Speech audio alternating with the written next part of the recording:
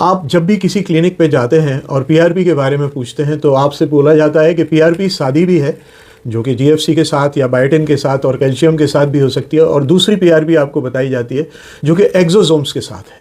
तो आपको समझ में नहीं आता है कि मैं कौन सी पीआरपी कराऊं, एक्सोसोम्स के साथ कराऊं या सादी पीआरपी कराऊं। तो आज आपको डिफरेंस क्लियर कर रहा हूं कि सादी पीआरपी में और पीआरपी विद एक्सोसोम्स में क्या फ़र्क होते हैं। तो एस्पेक्ट सिंपल पीआरपी का इस सिंपल पीआरपी, इसमें जो है प्लेटलेट्स को हम कंसंट्रेट कर लेते हैं एक सेंट्रीफ्यूज मशीन में डाल के, और वो पेशेंट का अपना खुद का खून होता है, उसमें कैल्शियम, बायोटिन या जीएफसी ज़्यादा से ज़्यादा मिलाया जाता है। जबकि PRP enhanced with lab derived exosomes, it's something very different.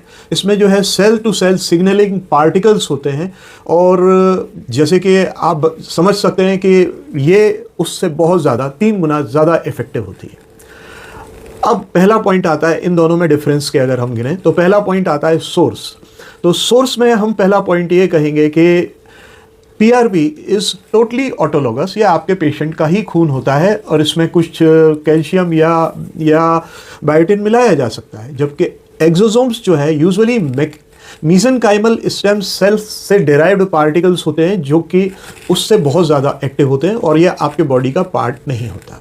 Now the difference between main action.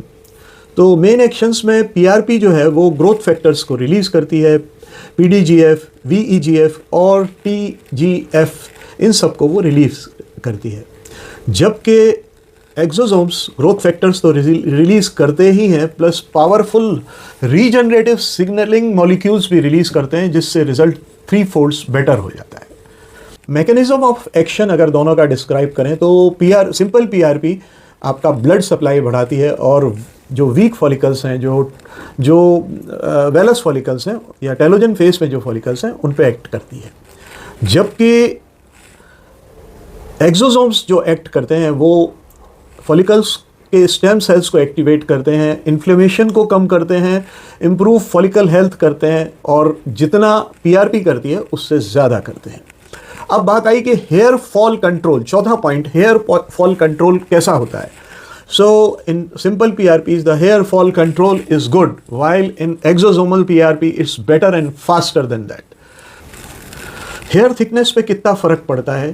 तो in PRP the density improves from mild to moderate, while in exosomal PRP the density increases from moderate to significant. तो ये बड़ा फ़र्क है।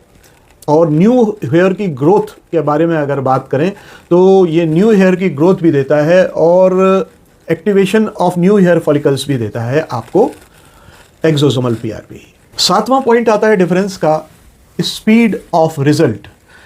अगर simple PRP आपको 3 से 4 महीना लेती है इम्प्रूवमेंट देने में, तो एक्सोसोमल पीआरपी आपको 1.5 से 2 महीने में ही इम्प्रूवमेंट दे सकती है। इसके बाद 8वां पॉइंट आता है नंबर ऑफ सेशंस का। तो number of session normal PRP में 4 से 6 लगते हैं, जबकि एक्सोसोमल पीआरपी में 2 से 4 ही काफ़ी होते हैं। यूँ समझें तो simple PRP is very good for hair thinning, बालों के कम होने के लिए या पोस्ट ट्रांसप्लांट सपोर्ट के लिए, जबकि एक्सोसोमल पीआरपी जो है वो एडवांस थिनिंग के लिए, और सादी वाली पीआरपी का रिस्पांस पूरा नहीं आ रहा या पोस्ट ट्रांसप्लांट हेयर बूस्ट के लिए ज़रूरी होती है। 9वां पॉइंट है लॉन्गिविटी ऑफ रिजल्ट्स के बारे में।